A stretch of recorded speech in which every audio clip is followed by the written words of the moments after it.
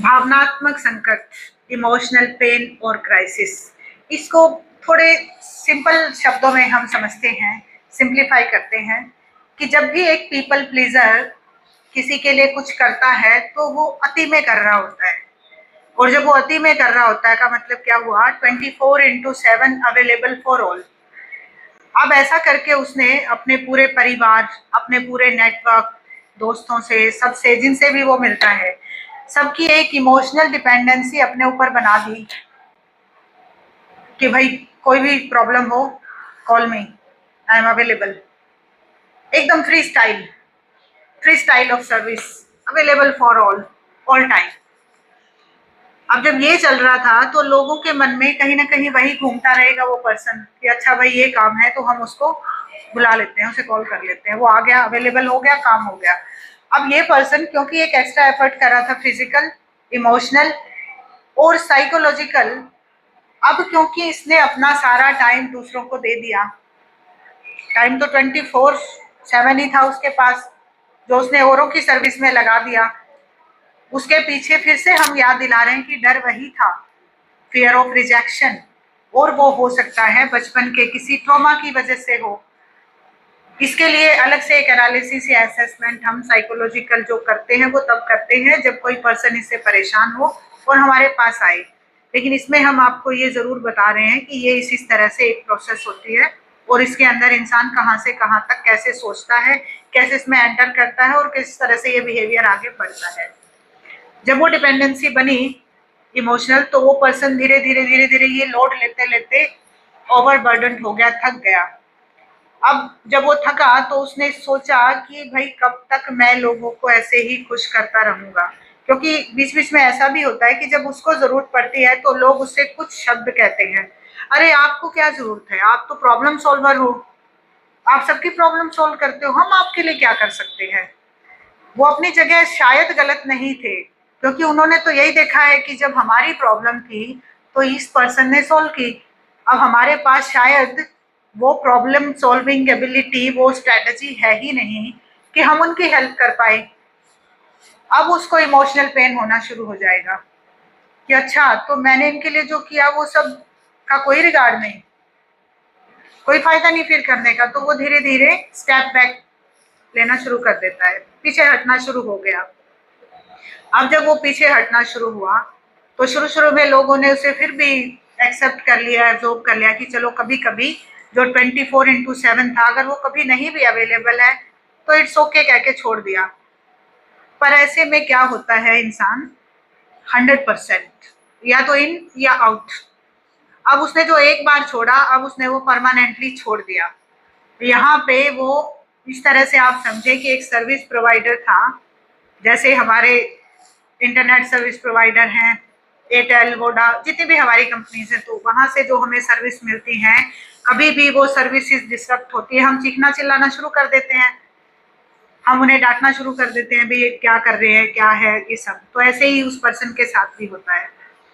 Service provider ने अपनी service बंद कर दी, लोग उससे नाराज हो गए। अब वो स्थिति आ गई जिससे हमेशा से ही वो डर रहा था कि मुझे लोगों को नाराज नहीं करना, वही हो गया जिससे वो भाग रहा था। अब उसे एक पेन शुरू होगा, इसको हम बोलते हैं भावनात्मक संकट, क्योंकि ये इमोशनल पेन, इमोशनल डिपेंडेंसी की वजह से आया। अब ये संकट किसके लिए हुआ, कुछ टाइम के लिए उन लोगों के लिए हुआ जो उससे सर्विसेज ले रहे थे, लेकिन उन्होंने धीरे धीरे अपनी सर्विसेज के और ठिकाने ढूंढ लिए, पर ये पर्सन अकेला हो गया। अब इसके इस इमोशनल पेन को कोई नहीं समझ पाएगा, क्योंकि इसकी शुरुआत भी इसी ने की थी, अपने इस बिहेवियर से शुरू करके, और लास्ट तक अपनी सफरिंग्स तक भी यही इसको लेकर आया था। अब इसे एक आत्म साक्षात्कार की जरूरत है, अब इसे ये रियलाइजेशन की जरूरत है, एक इवेल्युएशन की जरूरत है कि मैंने ऐसा क्या किया था कि मुझे ये मिला। बहुत देर में शायद वो सेल्फ एफर्ट के बाद ये समझ पाए कि उसके इस बिहेवियर में एक ये प्रॉब्लम थी कि वो भावनात्मक रूप से सबके लिए कुछ ज्यादा अवेलेबल था। और वही भावनात्मक जो हमारा ब्रेन का हाइपोथैलेमस एक पार्ट है, वो हमारी भावनाओं पर काम करता है, उसका ब्रेन फ्यूल उसने टाइम से पहले ही खत्म कर दिया। अब इतना भी नहीं बचा कि वो अपने इस भावनात्मक पेन से बाहर आ सके। अब उसे जरूरत पड़ेगी एक ऐसे पर्सन की जो उसको समझ ले और उससे बाहर निकाल दे। इसमें अदर सिम्टम्स हो सकते हैं फटीग के, उसको फिजिकल और मेंटल फटीग हो सकती है, उसको आईबीएस जैसे सिम्टम्स आ सकते हैं, इरिटेबल बाउल सिंड्रोम, खाना खा रहा है नहीं डाइजेस्ट हो रहा है, कभी डायरिया कभी कॉन्स्टिपेशन, उसके पेट में हमेशा दर्द रह सकता है लेकिन उसका कोई फिजियोलॉजिकल बेस नहीं होगा क्योंकि ये भावनात्मक संकट है, उसका बेस है इमोशनल पेन। इसीलिए उसको अपने इमोशंस के डॉक्टर से मिलना होगा और इससे बाहर आना होगा। ये इतनी गंभीर स्थिति है, अगर किसी के भी साथ हो तो उसे तुरंत अवेयर कीजिए, इससे निकालने में हेल्प कीजिए। No is a complete sentence. एक छोटा सा ना कहना इतना मुश्किल होता है पीपल प्लीजर के लिए, पर क्या आप जानते हैं कि ना कहना नहीं एक कंप्लीट वाक्य है, एक पूरा वाक्य है। इसके पीछे की कहानी ये है, हमेशा आपको जरूरत नहीं है किसी को ना कहते हुए उसको सफाई देने की, जरूरत नहीं है ना कहते हुए उसको हर बार एक बहाना बनाने की, ये भी जरूरत नहीं है कि हर बार जब आप ना कहें तो आप अपने आप को गिल्टी महसूस करें, अपने आप को ये बताएं मैं ये काम कर सकता था पर मैंने नहीं किया, अब मुझे गिल्ट फील हो रहा है क्योंकि मेरे पास ये सर्विस अवेलेबल थी और मैंने दी। उसके पीछे के बहुत सारे कारण चाहे वास्तव में भी हों पर आपको हर बार देने जरूरी नहीं है। अगर आप इससे अपने आप को बचा लेते हो तो कहीं ना कहीं आप पीपल प्लीजिंग की वजह से होने वाले मानसिक विकारों से भी अपने आप को बचा लेते हो, जिसमें लास्ट वीडियोस में हमने जिक्र किया था कंपैशन फटीग जैसी तकलीफों का और इमोशनल क्राइसिस का, भावनात्मक संकट का। उनसे आप डायरेक्टली अपने आप को बचा लेते हो, इनडायरेक्टली आप अपने सोशल नेटवर्क को मेंटेन रख सकते हो, अपने दोस्तों के साथ भी अपनी रेसिप्रोसिटी, अपना लेन देन, अपना जितना भी आपका अभी तक का बना हुआ एक इमेज थी या एक रेपो था उसको भी आप बचा सकते हो। सिर्फ एक छोटा सा शब्द अपने आप में कंप्लीट है। So difficulty in saying no leads to serious mental disorders, और छोटा सा ना कहना इन सभी से आपको एक ही बार में बाहर ला सकता है। इसके लिए जो स्ट्रेटजी और जो प्रैक्टिस लगती है वो आप सेल्फ से भी कर सकते हैं, जिसमें 50% आपका काम तब हो जाता है जब आप इस कॉन्सेप्ट के प्रति अवेयर हो जाएं। हमने अपनी सभी वीडियोस में पूरी कोशिश की है पीपल प्लीजिंग बिहेवियर के प्रति आपको जागरूक करने की, अवेयर करने की, पूरी इंफॉर्मेशन देने की। फिर भी अगर आपको लगता है कि नहीं मुझे इसमें और प्रोफेशनल हेल्प लगेगी तो आप किसी प्रोफेशनल से भी अपने आप को कनेक्ट कर सकते हैं, हमसे भी मिल सकते हैं। ऑनलाइन और ऑफलाइन दोनों तरह से आजकल सभी एक्सपर्ट्स इस एरिया में अवेलेबल रहते हैं। मनोविज्ञान के अनुसार लोग आत्म साक्षात्कार की तलाश में रहते हैं और वो अपनी प्राथमिकताएं स्वयं निर्धारित करते हैं, पर ये वो लोग होते हैं जो पीपल प्लीजर नहीं होते और वो शायद खुश भी रहते हैं। लेकिन पीपल प्लीजर क्या करते हैं, अपना प्राथमिकताएं, अपना प्रायोरिटाइजेशन दूसरों के आधार पर रखते हैं कि कहीं दूसरे लोग नाराज ना हो जाएं, कहीं दूसरे लोग हमसे दूर ना हो जाएं, जिसकी हम बार बार हम जिक्र इसलिए कर रहे हैं ताकि सबकॉन्शियस माइंड उसको निकाल पाए। कहीं ना कहीं अगर आप लोगों के मन में भी ये एक थॉट आ रहा है कि हमें लोगों को खुश करना है और एक्स्ट्रा एफर्ट कर रहे हैं तो आप भी अलर्ट हो जाएं। शादी से ज्यादा अपने करियर को, करियर से ज्यादा अपने बच्चों को, या बच्चों से ज्यादा अपने करियर और शादी को प्राथमिकता किसको देनी है आपसे बेहतर कोई नहीं जान सकता। आप और सिर्फ आप हैं जो ये निर्धारित करेंगे कि मेरी जिंदगी में प्राथमिकता क्या होनी चाहिए। और कमाल की बात यह है कि ये प्राथमिकता हर क्षण, हर मोमेंट पे बदलती है। थोड़ी देर पहले मेरी प्रायोरिटी मेरा बच्चा हो सकता है क्योंकि उसे स्कूल जाना है और मुझे उसे स्कूल के लिए रेडी करना, उसका स्कूल बैग, उसका लंच, या उसके पेरेंट्स में से दोनों अपनी अलग अलग रिस्पॉन्सिबिलिटी फी पे करनी है, एटसेट्रा। थोड़ी देर के बाद प्रायोरिटाइजेशन चेंज हो जाता है कि अब हमें बच्चे को भेज दिया हमने, अब हम अपने ऑफिस की तैयारी में लगे या ये काम करें। इस बीच में अगर कोई थर्ड पर्सन आकर आपको कोई काम कहता है और आप अपने ऑफिस के काम को छोड़कर उसके काम में बिना ये सोचे लग जाते हैं कि मेरा शायद जॉब लॉस हो जाए या कुछ इतना बड़ा लॉस हो जाए जो कि कंपनसेट ना हो पाए, ये पीपल प्लीजिंग का साइन हो सकता है। और आप उसके पीछे ये सोच के चले, अरे ये मुझसे कुछ उम्मीद करके आया है, मैं इसे ना नहीं कह सकता, ना, यहाँ पर प्रॉब्लम है ना ना कहना।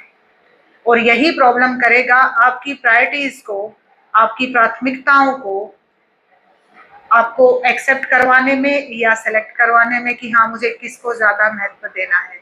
और ये इसीलिए मोमेंट्री है कि आपको एक क्षण भर में ही ये पता लगाना होता है कि इस टाइम मेरे लिए ये काम सबसे पहले आता है। उसमें जब हम मैं को इग्नोर कर देते हैं, मैं का अर्थात सेल्फ को, तो हम पीपल प्लीजर हो सकते हैं। ये छोटे छोटे रोजमर्रा की जिंदगी के ऐसे उदाहरण हैं जिनसे आप बहुत आसानी से ये पता लगा सकते हैं कि कहाँ कहाँ हमारा ये भय हमें परेशान कर रहा है और हमारे ग्रोथ माइंडसेट को फिक्स्ड माइंडसेट में बदल रहा है, या शायद हम इस फिक्स्ड माइंडसेट से आज तक निकल ही नहीं पाए हैं। इसका मतलब ये भी नहीं है कि जो आदमी आपसे हेल्प मांगने के लिए आप आया था आप उसे इग्नोर कर दें। कभी कभी आप डिप्लोमेटिक भी हो सकते हैं, आप उससे एक स्पेस ले लीजिए, एक टाइम ले लीजिए कि हाँ ये आपका काम हम कर देंगे बट हमें कुछ टाइम चाहिए। उसके लिए आपको इतना बड़ा सेक्रीफाइस करने की जरूरत नहीं है। लेकिन जिसको ये हैबिट पड़ जाती है, वो पड़ती तो एक डर की वजह से है, हमारी मॉरल एथिकल वैल्यूज या आप संस्कार कहें, लेकिन आगे चलकर वो बहुत घातक सिद्ध होती है और हम नहीं समझ पाते कि कहाँ पर इसे रोकना है। पर इसे रोकना बहुत जरूरी है। ये और थोड़ा सा मनोवैज्ञानिक दृष्टिकोण से मैं आपको बताना चाहूंगी कि इसे आप टीनेज के बाद रोकना शुरू कर दीजिए, क्योंकि टीनेज तक कहीं ना कहीं हमारे बिहेवियर, हमारी रिस्पॉन्सिबिलिटी, हमारी ड्यूटीज के लिए हमारे पेरेंट्स, केयर गिवर, गार्जियन जो है वो जिम्मेदार होते हैं। वो हमारी गलतियों को सुधार लेते हैं या हमारे वो सभी रुके हुए काम कर लेते हैं, या as a backup, as a support system हमें कहीं ना कहीं एक मौका देते रहते हैं।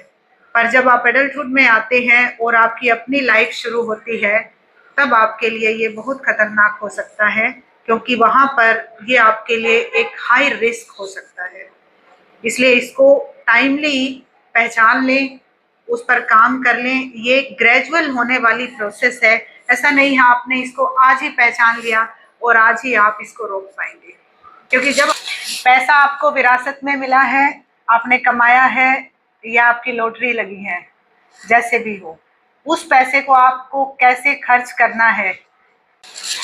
पैसा आपको विरासत में मिला है, आपने कमाया है या आपकी लॉटरी लगी है, जैसे भी हो, उस पैसे को आपको कैसे खर्च कर, ये होती है मेंटल अकाउंटिंग। बहुत कम लोग जानते हैं मेंटल अकाउंटिंग क्या है। मेंटल मैथ्स बहुत लोगों ने सुना होगा। मेंटल अकाउंटिंग में भी पीपल प्लीजिंग होती है, बड़ी हिडन होती है, उसे भी समझते हैं। कुछ लोग सोचते हैं हमें जो प्रॉपर्टी, पैसा विरासत में मिला है, हमें उसे आगे कैरी फॉरवर्ड करना है, अपने बच्चों को देना है। और ये बात कहीं ना कहीं एक फिक्स्ड माइंडसेट बना देती है बच्चों के मन में भी कि जो हमारे पेरेंट्स के पास है वो तो हमारा है ही। और इसके ऊपर ना जाने कितने झगड़े, कितने केस चलते रहते हैं, क्योंकि वो फिक्स्ड माइंडसेट है, वो बचपन से ही बच्चे के मन में आ चुका है और निकाला नहीं जा सकता। और कहीं ना कहीं इस तरह की विचारधारा पेरेंट्स की भी होती है कि अरे हमारे पेरेंट्स ने तो हमें विरासत में दिया था, हमें भी देना पड़ेगा। खास तौर पर यहाँ होता है ये लड़कों के साथ, अगर हम इंडियन सिनेरियो में बात करें, क्योंकि यहाँ दूसरा माइंडसेट ये भी है कि लड़की को तो शादी होके चले जाना है, उसकी शादी में हम पैसा लगा देंगे जितना भी हम लगा सकते हैं। हर कोई अपनी हैसियत से ज्यादा ही करता है, पर वो उसकी शादी तक ही उसको लिमिट करके रखते हैं। पर लड़के के लिए जरूर कंसर्न रहते हैं कि उसे कम से कम उतना तो देना पड़ेगा जितना हमें मिला है। इसके चलते वो अपने आप को किस तरह से परेशान करते हैं और इसी के चलते वो किस तरह से सोशल प्रेशर लेते हैं और समाज को प्लीज करते हैं। यहाँ है पीपल प्लीजिंग, क्योंकि लोग उनको ये ना कह दें कि भाई जितना मिला था उतना ही दिया या उससे भी कम दिया, कैसे माँ बाप हो। इस डर, इस क्रिटिसिज्म की वजह से वो लोगों को खुश करने की कोशिश करते हैं, भाई हमने जितना था उतना तो इनका बचा के रखा है, कोशिश कर रहे हैं और भी जोड़ दे। क्या ये सही है? पर अभी जैसे जैसे चीजें बदल रही हैं वैसे वैसे माइंडसेट भी बदल रहे हैं। अब कुछ लोगों का प्रायोरिटाइजेशन चेंज हो चुका है। अब वो अपनी इस मेंटल अकाउंटिंग को ऐसे सेट करते हैं, हमने जितना कमाया उसमें से कितना हम अपने जूतों पर, कितना अपने कपड़ों पर, कितना अपने हेयर स्टाइल या अपने अलग अलग तरह के फैशन पर या पर्सनालिटी डेवलपमेंट पे लगाए। ये इतनी अच्छी बात है, जनरेशन टू जनरेशन जो चीजें अभी आगे आ रही हैं वो, कि इंसान ने खुद के लिए जीना शुरू कर दिया है। और कहीं ना कहीं ये पीपल प्लीजिंग का इलाज है। ये अवेयरनेस जैसे भी आई हो, पर अभी आ रही है और इसकी और भी ज्यादा जरूरत है। तो जो भी अपने ऊपर पैसे खर्च कर रहे हैं वो करते रहें, उनकी मेंटल अकाउंटिंग बैलेंस्ड रहेगी, उन्हें पता है प्रायोरिटाइजेशन क्या होता है। हम पिछली वीडियोस में मैंने पूरा अपना एम्फेसिस इस बात पे रखा है कि अपना प्रायोरिटाइजेशन सेट करें। ये पॉइंट उसको बहुत अच्छे से बताता है कि शायद यहाँ ये प्रायोरिटाइजेशन सेट हो गया है कि अदर्स के साथ सेल्फ पे भी पैसा लगाना हमारे मेंटल हेल्थ, हमारी मेंटल अकाउंटिंग के लिए बहुत बढ़िया है। जब भी आप खुद पे पैसा खर्च कर रहे हो, प्राउड फील करें। उसके लिए आपको अपने विरासत में मिले धन में से भी कुछ खर्च करना पड़े तो करें, क्योंकि वो आपका ही है। आप अपने बच्चों को जो विरासत में दें वो ग्रोथ माइंडसेट दें, जिसका हम अभी तक जिक्र कर रहे हैं। वो फिक्स्ड माइंडसेट ना दें कि जो मेरा है वो भी आपका है और जो हम आगे कमाएंगे वो भी आपका है। अब इसके चलते तो जो जो मुद्दे हो जाते हैं वो फिर कंट्रोवर्शियल हो जाएंगे, उनका हम जिक्र नहीं करेंगे। पर सब लोग समझदार हैं, वो समझ ही गए होंगे कि उससे जुड़े कितने भयंकर मुद्दे हो सकते हैं। बच्चे उस प्रॉपर्टी, उस संपत्ति के लिए क्या क्या कर देते हैं पेरेंट्स के साथ, इस पे जरा आप खुद विचार कीजिएगा। पर ये मेंटल अकाउंटिंग को बैलेंस रखिएगा। हमें कमेंट करके जरूर बताएं हमारा ये कॉन्सेप्ट आपको कैसा लगा। हम एक हाइपर कनेक्टेड वर्ल्ड में रहते हैं जहां हम पर अनेकों तरह के प्रेशर बने रहते हैं। जैसे हमारे पास कोई टेक्स्ट मैसेज आया, कोई ईमेल आया या फिर कोई और मैसेज आया सोशल मीडिया से, तो उसका उसी टाइम जवाब देने का प्रेशर जो हमारे ऊपर बना रहता है, ये प्रेशर भी हमें थका देता है। और क्योंकि जैसे मैंने कहा हाइपर कनेक्टेड वर्ल्ड है, लोग हमसे उम्मीद करते हैं कि अभी तक जवाब क्यों नहीं दिया, ब्लू टिक क्यों नहीं दिखा। ये वाला बिहेवियर, इसमें अगर हम फौरन जवाब देते हैं तो ये साइन एंड सिम्टम्स हो सकते हैं कंपैशन फटीग के और भावनात्मक संकट के, इमोशनल डिस्टर्बेंस क्राइसिस के। और ये होता है पीपल प्लीजिंग बिहेवियर की वजह से। जिन लोगों को ये लगता है कि मैंने अगर अभी जवाब नहीं दिया तो सामने वाला पर्सन मिसअंडरस्टैंड कर लेगा या फिर मुझे गलत समझ लेगा, या उनका एक नेगेटिव चेन ऑफ थॉट शुरू हो जाता है। इसका मतलब ये भी हुआ कि उन्हें लगता है कि उनके हर बिहेवियर पर उन्हें स्पष्टीकरण देना है, हर बिहेवियर को उन्हें जस्टिफाई करना है। और ये बताता है कि हम अंदर से फियर ऑफ रिजेक्शन से किस हद तक डरे हुए हैं। हमारी अभी जो सीरीज आ रही है उसमें हम इन सभी तरह के बिहेवियर्स पे चर्चा करेंगे। इसमें टॉपिक रहेगा हमारा पीपल प्लीजिंग बिहेवियर और उसके इफेक्ट हमारी मेंटल हेल्थ पर। हमसे जुड़े रहिए, हमारे सभी वीडियोस देखें, लाइक शेयर और सब्सक्राइब कीजिए और हमें कमेंट करके बताइएगा भी अगर आपकी कोई ऐसी सिचुएशन है या आपने अपनी लाइफ में कभी कहीं पीपल प्लीजिंग की है, आप उसके शिकार हुए हो और उससे आज भी सफर अगर कर रहे हो। यहाँ मैं शिकार होना इसलिए कह रही हूँ क्योंकि पीपल प्लीजिंग एक ऐसा बिहेवियर है जो जिसके साथ आप करते हैं वो तो कहीं ना कहीं खुश हो जाते हैं, लेकिन हम मानसिक तौर पर बीमार हो जाते हैं। हम का मतलब जो पर्सन पीपल प्लीजिंग बिहेवियर को अपने आप में पैम्पर कर रहा है या उसको बढ़ा रहा है, वो उसका शिकार होता है और लास्ट में उसे शिकायतें और फिर अपने इलाज के अलावा उसके पास कोई रास्ता नहीं बच जाता है। ये वही लोग हैं जो ये कहते रह जाते हैं कि हमने लोगों के लिए इतना किया और हमारे लिए कोई सोच भी नहीं रहा, कर भी नहीं रहा, पर उन्हें नहीं पता कि वो रेसिप्रोसिटी क्यों नहीं बन पा रही। जैसा उन्होंने किसी के साथ किया वैसा ही उनके साथ क्यों नहीं हो पा रहा। शायद उन्होंने ओवर किया, शायद उनके इस बिहेवियर के पीछे एक डर था, फियर ऑफ रिजेक्शन, कि मेरे अपने या मेरे आसपास के लोग या मेरे नेटवर्क के लोग मुझे छोड़ तो नहीं देंगे। जब भी हम डर के साथ कोई काम करते हैं तो उसका रिजल्ट यही आता है। इसीलिए पीपल प्लीजिंग बिहेवियर जो है वो एक प्रॉब्लम है। लोगों को खुश करना, बहुत ज़्यादा खुश करना, इन दोनों में बहुत डिफरेंस है। आप लोगों को खुश करें, इसका एक दूसरा मतलब ये है कि आप लोगों को नाराज ना करें।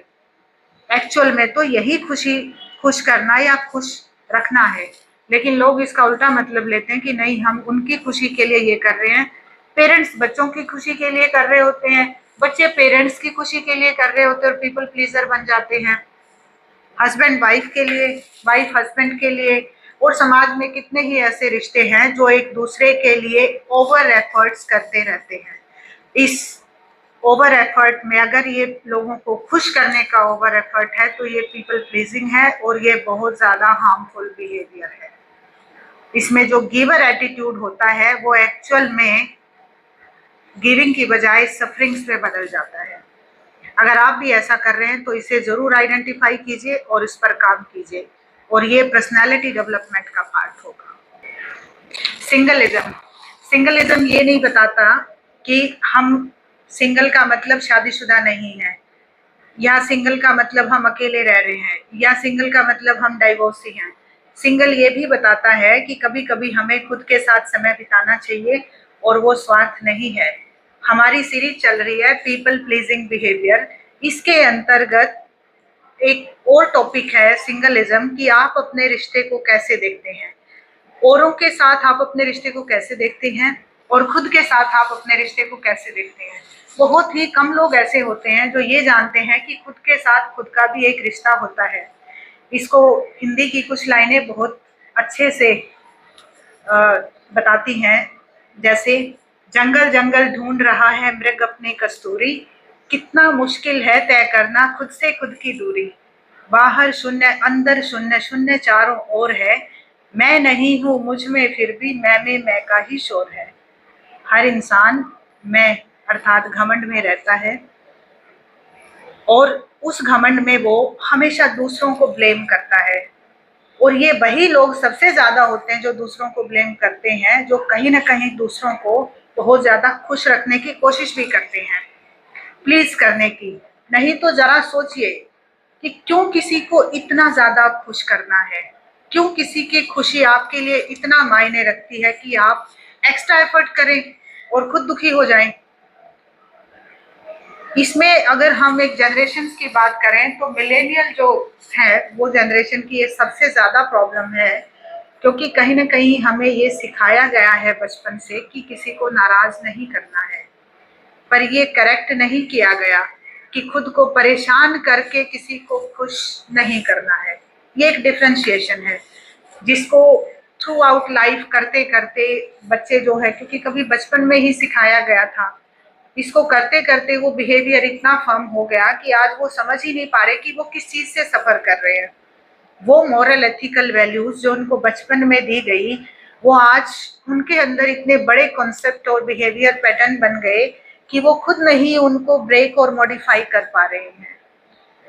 ये जो लाइनें अभी मैंने पहले कही ये बताती हैं कि हम शायद इसी चीज को लेकर कंफ्यूज हैं, खुद से खुद की दूरी। हमने ये तो सीख लिया कि लोगों को खुश करना है ताकि वो नाराज ना हो, हमें छोड़े ना। हमने उस डर को भी अपने अंदर दबा के रख लिया कि अच्छा हमारा एक्स्ट्रा एफर्ट जा रहा है, कोई बात नहीं, पर हम लोगों को नाराज नहीं कर रहे। लेकिन होता ये है कि वो नाराजगी हो ही रही होती है साथ साथ, और हमारी शिकायतें भी चल ही रही होती हैं, पर हम उसमें खुद से खुद की दूरी वाला पॉइंट भूल गए कि हम खुद से उतने ही दूर होते जा रहे हैं। हमें नहीं समझ आ रहा कि औरों को खुश करने के साथ साथ खुद को भी देखना है। इसकी हम अपनी नेक्स्ट वीडियो में बात करेंगे कि खुद को भी रिचार्ज कैसे करें। जैसे हमारे सभी इक्विपमेंट्स को रिचार्ज करने की ज़रूरत पड़ती है, वैसे ही हमारे मन को भी रिचार्ज करने की ज़रूरत पड़ती है। जब भी हम कोई एक्स्ट्रा एफर्ट कर रहे हों तो एक्स्ट्रा एनर्जी लगती है, जिसको साइकोलॉजी में लिबिडो, एक साइकोलॉजिकल पावर, एक साइकिक पावर बोलते हैं। वो हमारी धीरे धीरे खत्म होती चली जाती है। सहानुभूति एक ऐसा व्यापक शब्द है जिसका हमें इतना ही पता है कि हमें सहानुभूति रखनी चाहिए, मतलब दूसरों के दर्द को, दुख को समझना चाहिए। लेकिन क्या आप जानते हैं कि सहानुभूति से भी थकान होती है। इसको हम बोलते हैं कंपैशन फैटिग। कंपैशन फैटिग उन लोगों को हो जाती है जो पीपल प्लीजर होते हैं, क्योंकि वो दूसरों के दुख में अपना दुख देखते हैं। इसको आप सेकंड ट्रॉमा या ट्रीटमेंट ट्रॉमा भी कह सकते हैं। सेकंड ट्रॉमा, ट्रीटमेंट ट्रॉमा, ये शब्द ये बताते हैं कि जब कोई दुख में है, कोई बीमार है, तो हम उसके ट्रीटमेंट के लिए एक्स्ट्रा एफर्ट कर रहे हैं। जब कोई ट्रॉमा में है तो हम उसके ट्रॉमा से बाहर निकलने में एक्स्ट्रा एफर्ट कर रहे हैं, और ये भी नहीं समझ पा रहे कि एक्स्ट्रा, अति, जो हम सब जानते हैं हर किसी के लिए हानिकारक होती है। वो पर्सन भूल जाता है कि उसके दुख दर्द में उसे कहाँ तक एंटर करना है। वो कोशिश करता है कि अगर उसे ये पता चल गया है कि सामने वाला पर्सन बीमार है, तो उसके ट्रीटमेंट के फर्स्ट स्टेप से लेकर आखिर तक वो उसके साथ अवेलेबल रहता है। अगेन 24/7 वाली स्थिति। अगर उसे ये पता चलता है ये किसी ट्रॉमेटिक एक्सपीरियंस से गुजर रहा है, इसके घर में कुछ ट्रेजेडी हो गई है, तो उसके साथ वो शुरू से लेकर अंत तक रहता है। इसमें कोई गलत बात नहीं है कि हम किसी के दुख दर्द में शामिल हों, लेकिन हम उसके दुख दर्द में शामिल होने के लिए अपनी लाइफ को बिल्कुल ही भूल जाएं, अपनी रोल्स रिस्पॉन्सिबिलिटीज को भूल जाएं और उसके पेन में जीना शुरू कर दें। जरा सोचिए या इमेजिन कीजिए कि अगर कभी ऐसा कोई पर्सन कर रहा है तो आप क्या कहोगे। लोग बीच बीच में उनको याद दिलाते रहते हैं कि भाई इतना भी किसी के दुख में, दर्द में मत जाओ कि आप खुद ही दुखी हो जाओ। तो ऐसे में हम क्या करते हैं, उसके दुख में इतना ज्यादा खो जाते हैं, उसे बाहर निकालने की बजाय खुद ही बीमार हो जाते हैं। इसको बोलते हैं कंपैशन फटीग। इसके भी लक्षण वही हैं जो भावनात्मक संकट के थे।